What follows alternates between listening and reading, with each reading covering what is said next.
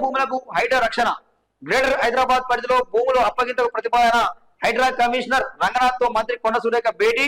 ఆలయ భూముల కబ్జాలు పరిరక్షణ చర్యలపై చర్చ. త్వరలో సీఎం ముందుకు ఫైల్. ఆమోదం రాగానే రంగంలోకి.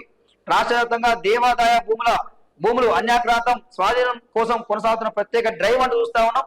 మేము ప్రతిసారి కూడా వైఫై మీడియా ద్వారా జర్నలిస్ట్ రామన్నగా రేవంత్ సర్కార్ డిమాండ్ చేస్తూనే ఉన్నాం.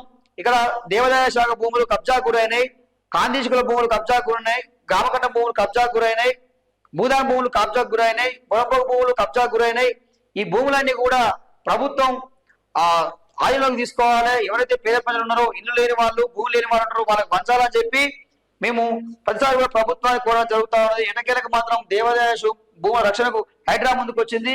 అదేవిధంగా మిగతా భూముల విషయంలో అసైన్ ల్యాండ్స్ అయితేంది, అదేవిధంగా భూదాన్ భూములు అయితేంది, ఎక్కడెక్కడైతే కబ్జా గురైనాయో దేవాదాయ శాఖ భూములు ఇవన్నీ కూడా ఐదు రక్షణ కల్పించాలి. అవన్నీ భూములను కాపాడుకోవాలి, తిరిగి ప్రభుత్వం తీసుకోవాలి, భూమిని కాపాడుకునే బాధ్యత మన మీద ఉంటుందని చెప్పి కోరుతా ఉన్నాం.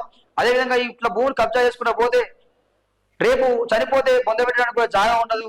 మరొక విషయం కూడా రేవంత్ సర్కార్ మేము ప్రశ్నిస్తా ఉన్నాం, అడుగుతా ఉన్నాం.